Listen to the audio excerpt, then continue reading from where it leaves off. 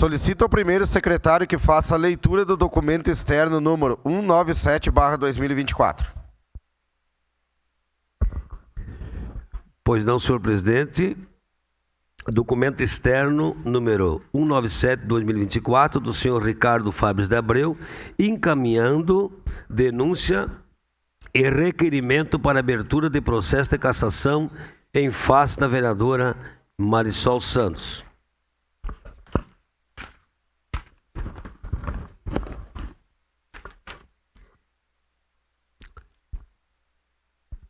Excelentíssimo senhor vice-presidente da Câmara Municipal de Vereadores de Caxias do Sul, Adriano Bressan, Caxias do Sul.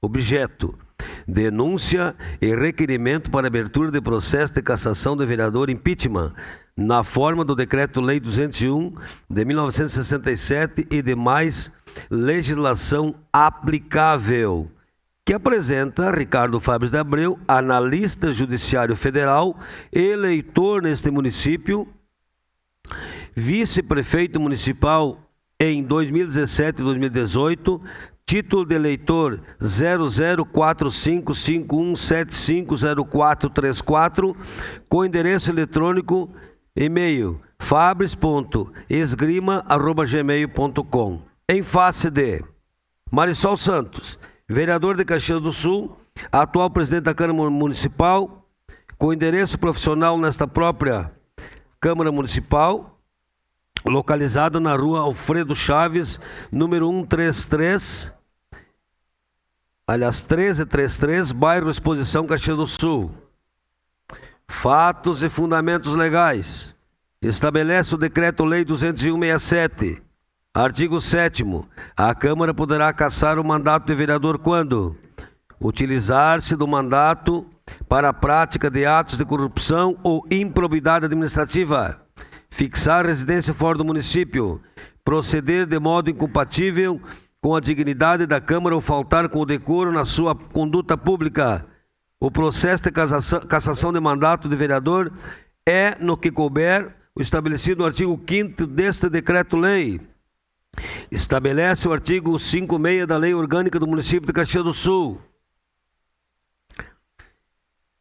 Perde o mandato o vereador cujo procedimento for declarado incompatível com o decoro parlamentar, que deixar de comparecer em cada sessão legislativa a terça parte das sessões ordinárias, salvo doença comprovada, licença ou missão autorizada pela Casa, que perder ou tirar suspensos os direitos políticos, quando decretar a Justiça Eleitoral, que sofrer condenação criminal em sentença transitada e julgada,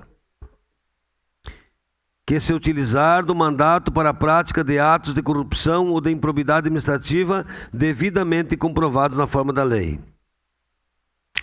Nos casos dos incisos 1, 5º e 6º, além dos que incorrerem nas proibições estabelecidas no artigo anterior, a perda do mandato será decidida pela Câmara de Vereadores por maioria absoluta, mediante provocação da respectiva mesa ou partido político, representado na Câmara de Vereadores, assegurada ampla defesa. Nos casos previstos nos incisos 2 e 4º, a perda será declarada pela mesa da Casa, de ofício ou mediante provocação de qualquer de seus membros ou de partido político representado na Câmara de Vereadores, assegurada ampla defesa. O processo de cassação de mandato dos vereadores reger-se-á pelo Decreto-Lei nº 201, de 27 de fevereiro de 1967, pelo Regimento Interno da Câmara, e subsidiariamente pelo Código de Processo Penal. Decoro. Decoro parlamentar é um conceito jurídico em permanente definição, por isso mesmo a Constituinte de 1988 delegou ao Parlamento a competência para tipificar o que seria decoro parlamentar e quais são as condutas que contra ele atentem. Para Pontes de Miranda, decoro é comportamento, é imagem pública, é honra, é dignidade. Decoro parlamentar é obrigação de conteúdo moral e ético, que não se confunde com aspectos criminais, embora deles possa decorrer. A primeira vez que se viu referência a decoro parlamentar no direito brasileiro foi na Constituição de 1946. Segundo José Afonso da Silva, certa ideia de decoro sempre se tem, porque o signo linguístico ligado ao comportamento ético. Em comentário contextual à Constituição, nona edição, São Paulo, Malheiros Editores, 2014. Página 429. Ainda na obra cita o jurista Sampaio Dória, que definiu o decoro como dignidade específica, o respeito do homem digno à posição que ocupa, às funções que exerce, ao meio onde se ache, é decência no comportamento pessoal. Meu Deus. Ou seja, é a conduta decente que se espera do homem público, um atributo inerente à atividade parlamentar. É uma obrigação dos agentes públicos que desempenham pelo povo e para o povo a atividade de que lhe representar. É seguir preceitos éticos, a fim de manter ilibada a conduta e imagem de todo o parlamento, também uma instituição permanente e em constante evolução. Para o festejado Miguel Reale, assim sendo, quando a Constituição se refere a decoro parlamentar, entra pelos olhos que quer significar a forma de comportamento do parlamentar de conformidade com as responsabilidades das funções que exercem perante a sociedade e o Estado. No fundo, falta de decoro parlamentar é a falta de decência no comportamento pessoal, capaz de desmerecer a casa dos representantes, incontinência de conduta, embriaguez, etc. A falta de respeito à dignidade do Poder Legislativo, de modo a expô-lo a críticas infundadas, injustas e irremediáveis, de forma inconveniente. Indecoro parlamentar, a cassação de mandato eletivo, página 90. Portanto, os parlamentares devem, por certo, manter dentro e fora do parlamento conduta ilibada, não podendo expor o parlamento ao ridículo ou às execrações públicas. É justamente nesse aspecto que o Código de Ética da Câmara prevê, em seus artigos 13, 14 e 15, a conduta que deve pautar a atividade parlamentar. Princípios. Já os princípios referentes à administração pública, por sua vez, presentes no capítulo do artigo 37 da Constituição Federal de 1988, através deles, todas as pessoas que fazem parte da administração devem se pautar em obediência à Constituição brasileira, artigo 37, a administração pública direta e indireta de qualquer dos poderes da União, dos Estados, do Distrito Federal, dos municípios, obedecerá aos princípios de legalidade, impessoalidade, moralidade pública e eficiência, e também ao seguinte: prosseguindo, o Código de Ética Parlamentar da Câmara Municipal, Resolução 82/A de 30 de 11 de 2000 diz: artigo 15, são deveres do vereador, importando o seu descumprimento em conduta incompatível com o decoro parlamentar.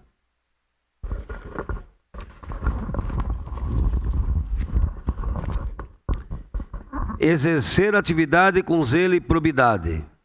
A Lei 8.429 de 1992, assim tipifica improbidade administrativa na seção terceira dos atos de improbidade administrativa que atentam contra os princípios da administração pública. Artigo 11. Constitui ato de improbidade administrativa que atenta contra os princípios da administração pública a ação ou omissão dolosa que viole os deveres de de honestidade, de imparcialidade e de legalidade, caracterizada por uma das seguintes condutas: negar publicidade aos atos oficiais, exceto em razão de sua imprescindibilidade para a segurança da sociedade e do Estado e de outras hipóteses instituídas na lei. Dito isso, como se verifica na sessão extraordinária havida em 12 de janeiro de 2024, às 13h30, transmitida e registrada no canal do YouTube da Câmara, que se acha no endereço www.youtube.câmara. Tempo, 9 minutos e 45. A denunciada, após provocação do vereador Maurício Scalco, submeteu à votação do plenário a dispensa da leitura da peça acusatória formulada em face do prefeito municipal, senhor Adilódio Domênico, tratando de aparentes irregularidades na contratação de empresa terceirizada para a gestão do atendimento médico materno-infantil, ao final, deferindo tal questão de ordem.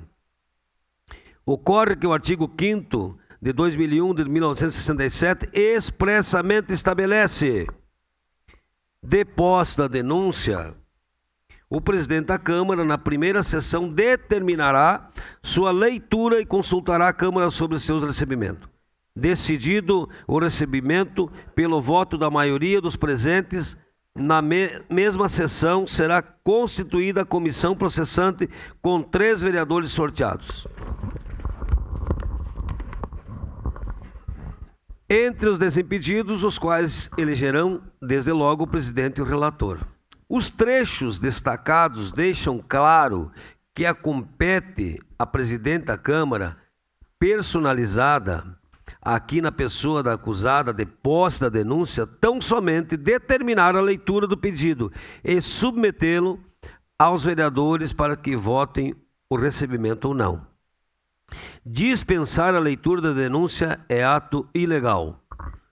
O rito do processo político-administrativo, instituído no artigo 5º do Decreto-Lei 201 de 67, deve ser rigorosamente observado ante as drásticas consequências ao Estado democrático de direito que podem decorrer de tal processamento, notadamente a cassação de mandato eletivo.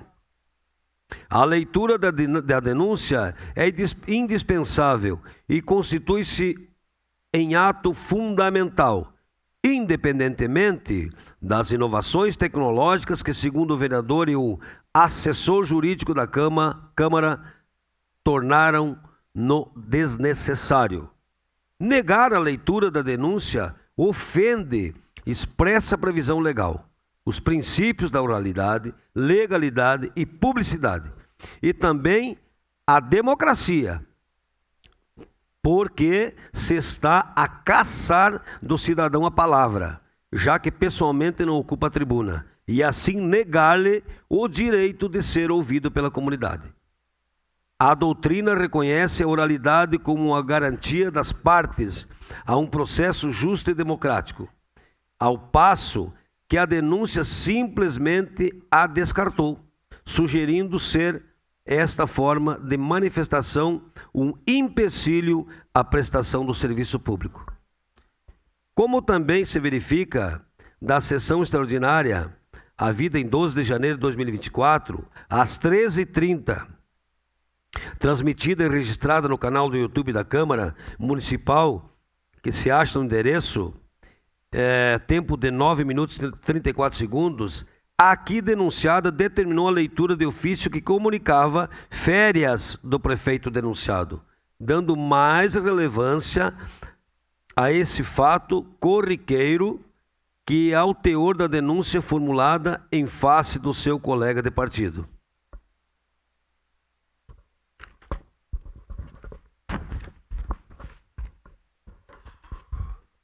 Não se trata também de questão de ordem, como fez parecer o vereador Maurício Scalco ao propor a dispensa da leitura. Questões de ordem estão disciplinadas aos artigos 209 e 210 do Regimento Interno da Câmara e devem ser decididas pela mesa diretora e não por votação, como fez a denunciada, ilustra-se. Artigo 209.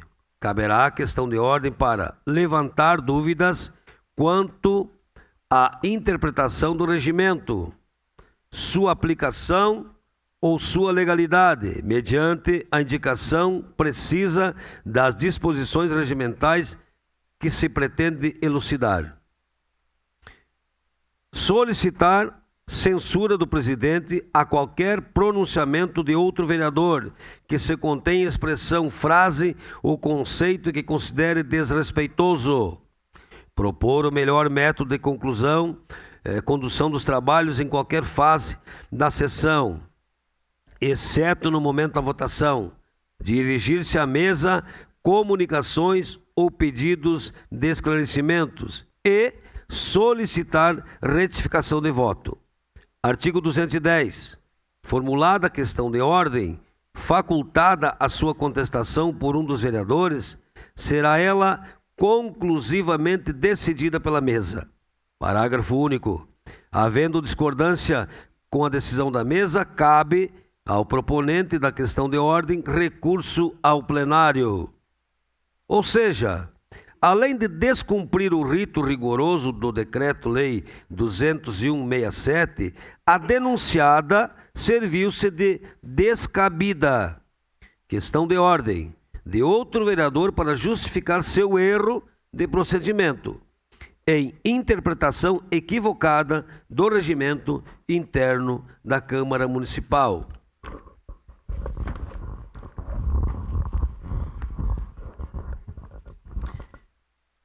A Câmara Municipal abriu um precedente perigoso e antidemocrático, com a anuência da sua presidente, ora denunciada, sinalando aos munícipes que denúncias formais contra o prefeito doravante sequer seriam lidas e rapidamente arquivadas, sem que fosse dado conhecimento público ao seu teor. Ou seja, desafiar o estabelecimento não é tolerado pelo legislativo atual, que em nossa cidade cada vez mais se confunde com o próprio executivo, dada a profusão de cargos comissionados de um poder que exercem funções noutro, especialmente de vereadores que de fato ambicionam ser secretários municipais e assim subordinados à autoridade que deveriam por dever de ofício fiscalizar.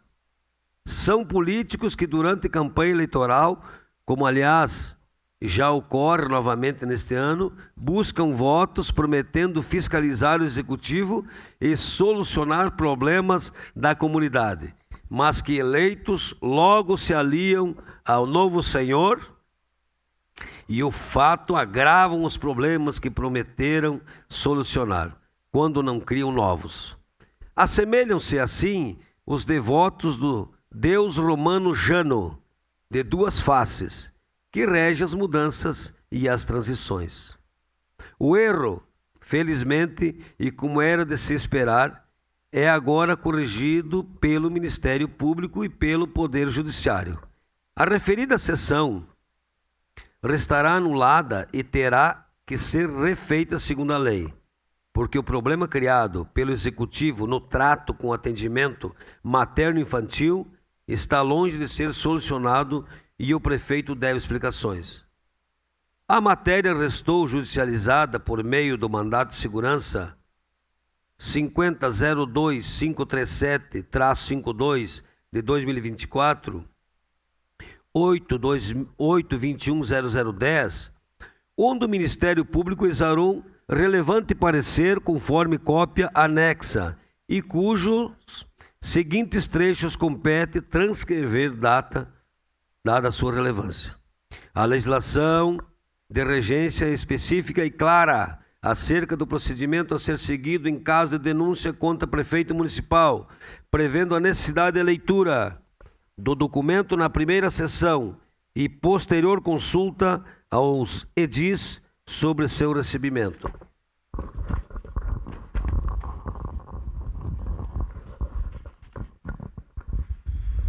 Poder-se-ia conjecturar acerca do interesse do impetrante na medida, uma vez que os vereadores manifestaram ciência do teor do documento e que a rejeição do recebimento da denúncia se deu com o conhecimento do seu conteúdo. Nesse aspecto, importa notar que, decidindo questão de ordem, a presidente da Câmara de Vereadores de Caxias do Sul houve por bem ao argumento de que a norma que regulamenta a questão estava ultrapassada, dispensar a leitura do documento denúncia.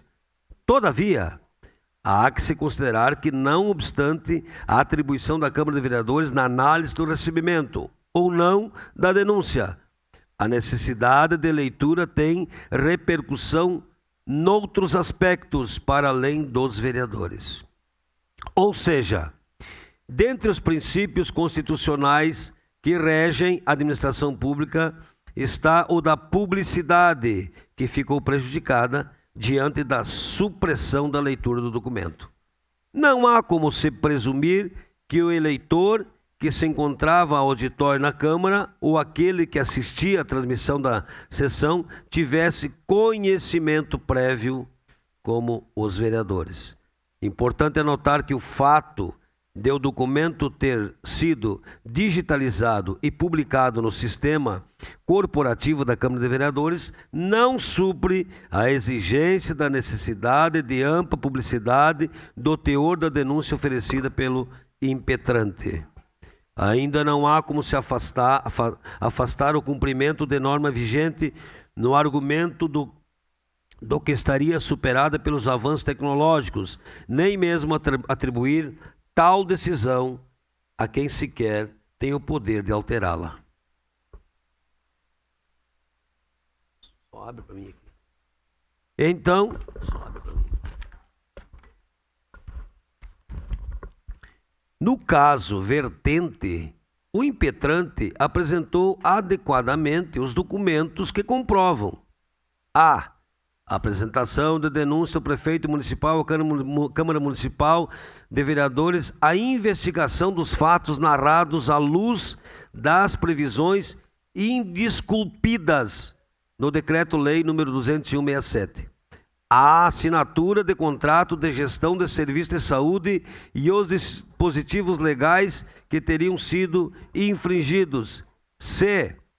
O requerimento de urgência postulado a designação de sessão extraordinária para a votação da admissibilidade da denúncia. D.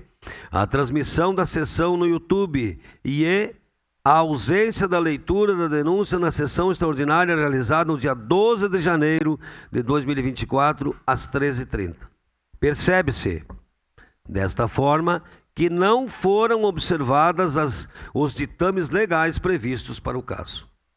Conclui-se, assim, que a dispensa da leitura da denúncia fulcrada no argumento de que a norma que regulamenta o procedimento estaria ultrapassada, não constitui motivação hábil e capaz de validar a conduta, não havendo discricionalidade no cumprimento da lei. Portanto, entende-se que restou demonstrada a ilegalidade praticada pela autoridade coautora a não realizar a leitura da denúncia, expressamente prevista no rito do processo político-administrativo previsto no Decreto-Lei 201/67, com o que restou materializada a violação de direito líquido e certo do impetrante. Assina o senhor promotor de justiça Delson Mansky.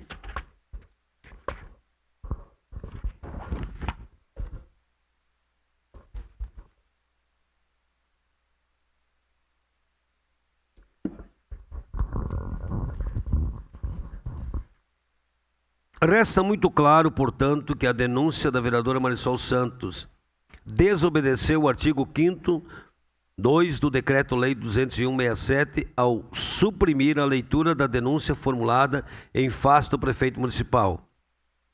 Desobedeceu o regimento interno, artigo 209 e 210, ao acatar e mandar votar questão de ordem descabida.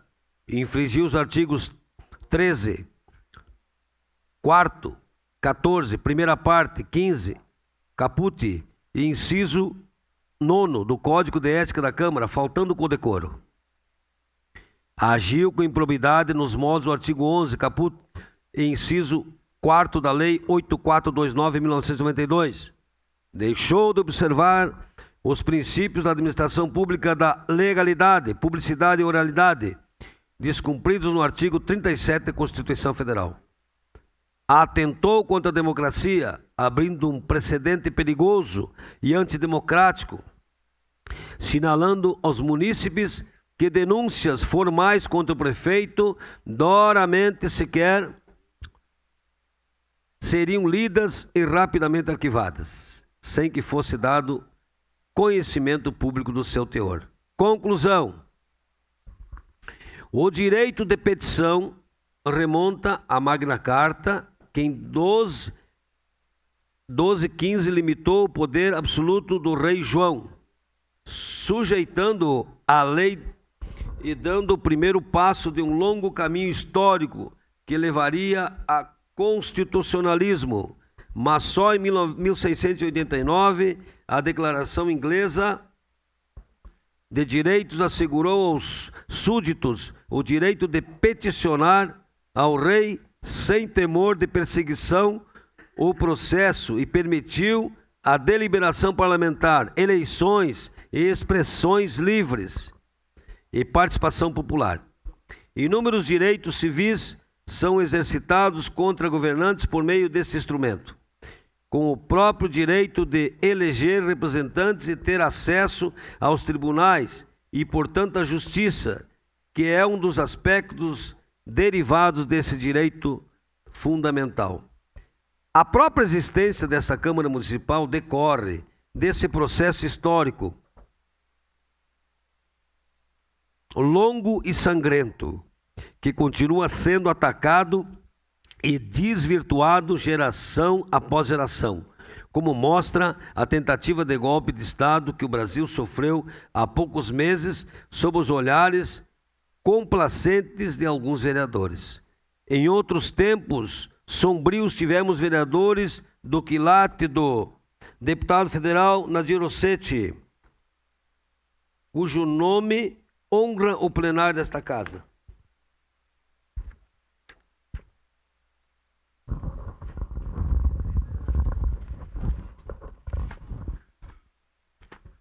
Mais recentemente, ocorreram fatos bizarros, como a tentada criação de uma frente anti-PT pelo vereador e hoje deputado federal Cassado, que em costumeiro arroubo fascista e antidemocrático não admitia a presença de vereadores do PT na mesa diretora.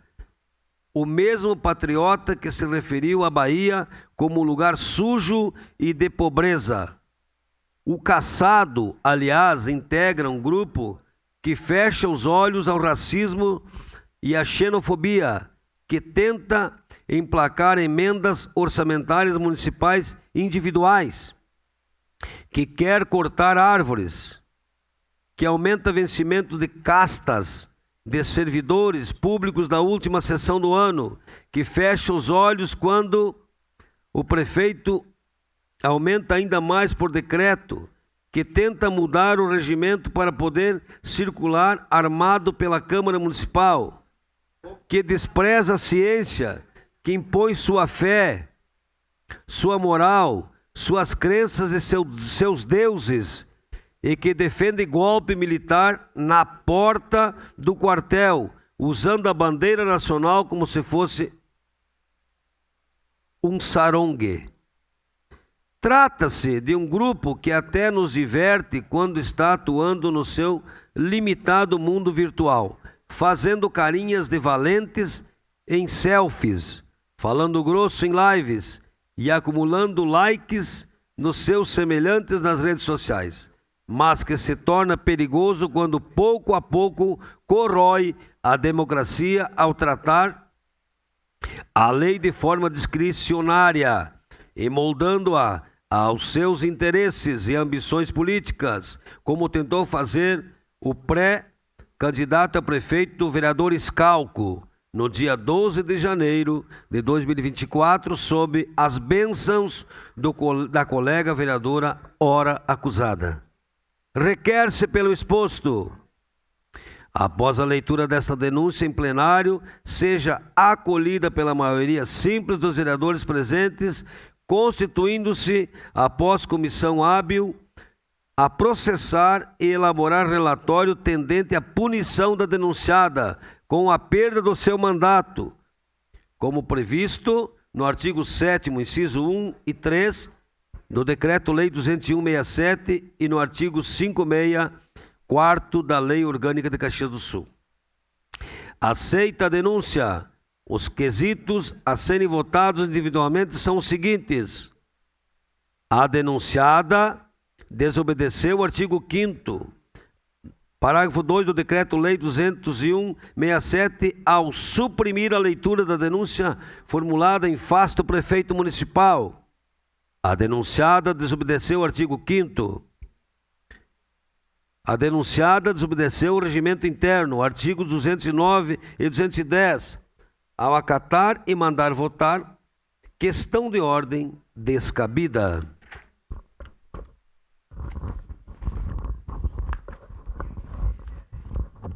A denunciada infringiu os artigos 13, 4º, 14, primeira parte, 15, caput e inciso 9 do Código de Ética da Câmara, faltando com decoro.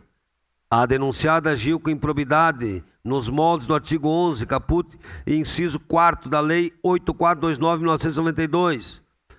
A denunciada deixou de observar os princípios da administração pública da legalidade, publicidade e oralidade, esculpidos no caput do artigo 37 da Constituição Federal.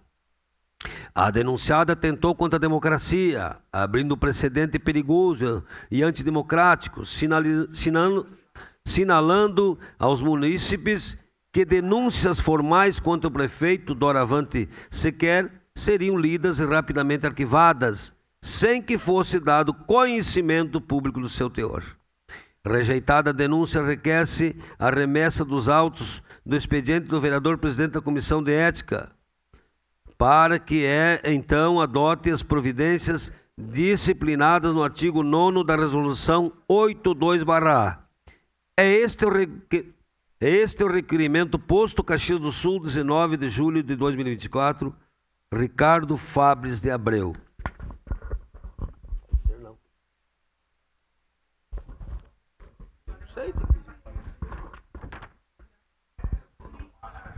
Era isso, senhor presidente.